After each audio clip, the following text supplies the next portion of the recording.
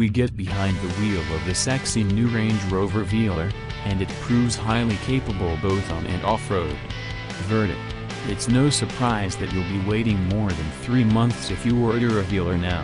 This is one of the most desirable SUVs you can buy. It's modern, super stylish, and will pepper you with impressive levels of comfort and refinement, as well as all the same off-road capability you'll find on a Land Rover Discovery. It's not cheap, though, and many rivals offer more advanced technology and greater space for passengers. Regardless, we've no doubt the Velar will be another massive hit for JLR. Everything Jaguar Land Rover touches seems to turn to gold.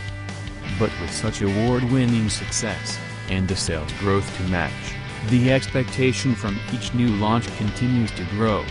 So can the all-new Range Rover Velar prove the company still has the Midas touch? The Velar slots in between the Range Rover Evoque and Range Rover Sport models, and brings a fresh look to the family. Slim LED head and rear lights that wrap farther around the sides of the car, a more sloping grille and flush door handles update the Range Rover look. It's a clean and uncluttered style with subtle detailing, such as the crease line running from the front light to the back through the elongated side vents. And it's proof that design director Jeremy Govern is to minimalist car design what Mies van der Rohe is to minimalist architecture. Land Rover calls it reductionism, and that's even clearer in what is one of the most stunning interiors we've ever seen. The traditional, clean horizontal dash is intersected by a central section running from the center console, up to the all-new Touch Pro Duo infotainment system. These twin 10-inch touchscreens are both a work of art and a touch of genius. When turned off, they're flush black panels adding to the minimalist interior style. But when the car is switched on, the panels spring to life with crisp, high-definition displays, and the top unit swivels forward by 30 degrees to greet you. Integrated into the bottom of the lower screen are 2 larger dials with their own LED displays, and a central volume knob.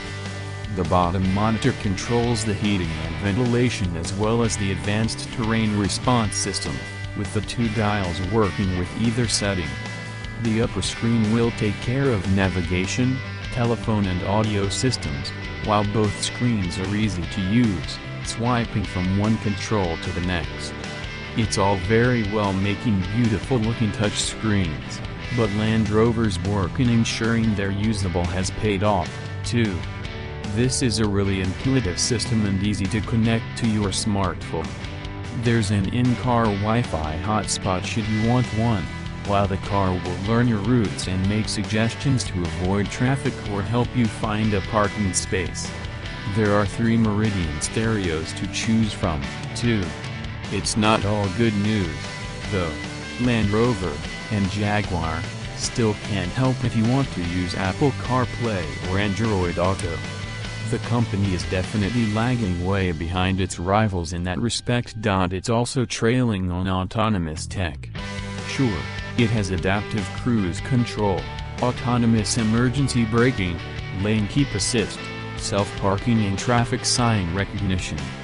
But there's no sign of the self-driving kit offered on the Volvo XC60.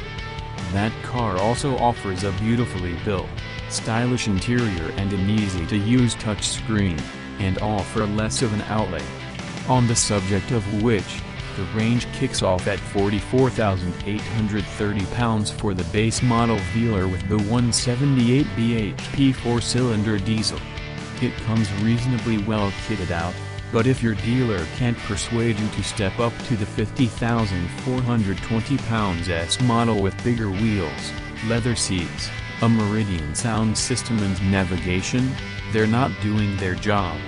Say costs another £3,940, while HSE adds a further £6,500 for range-topping luxury, unless you buy the first edition model.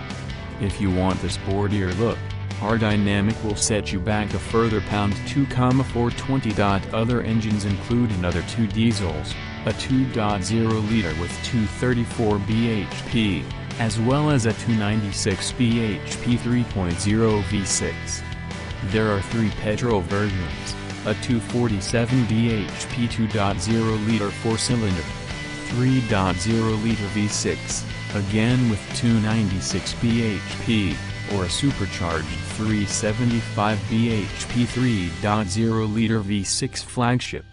We suspect the 234 bhp diesel in Satrum may well be the sweet spot of the range, but for now we're testing the 3.0-liter diesel in our dynamic HSE spec, costing £70,530.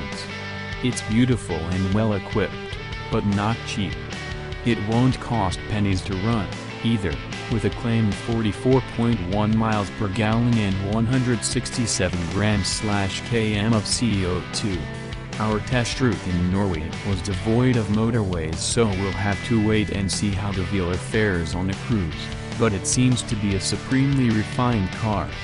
While you'll faintly recognize that it's a V6 diesel under the bonnet if you accelerate hard, that's about it. On the bigger wheels and tires you'll notice a bit of road noise, although that's mainly down to the silence of the engine and the low level of wind noise. Performance is brisk for a car weighing 2 tons as well. It's less about the 6.1 second 0 to 60 miles per hour time as the almighty shove from the 700 Newton-meters of torque that makes the diesel more fun than the supercharged petrol model. Throttle response is good, too. The Velar sits on the same chassis as the Jaguar F-Pace, but our car came with added air suspension. The Velar still feels fairly firm, yet dismisses bumps and holes with disdain. The steering is meaty enough but with a slightly languid approach, while that firmish ride helps to limit body roll. As you'd expect, this car will cope with far more off-roading than the vast majority of owners will tackle, with a host of advanced trickery in the terrain response settings. At 4,803 mm the Velar is a little longer than the F-Pace, while the 2,874 mm wheelbase is identical. The Range Rover's 632-liter boot is marginally down on the Jag's 650 liters, but the newcomer's interior quality is a big step up. Given the steep prices, we were disappointed by the space in the back of the Velar. If the driver is tall enough to need the seat as far back as it will go, and you might need to if you're 6 feet tall or more, knee room in the back is not luxurious. In fact, it's not much better than in some new superminis. We expected more.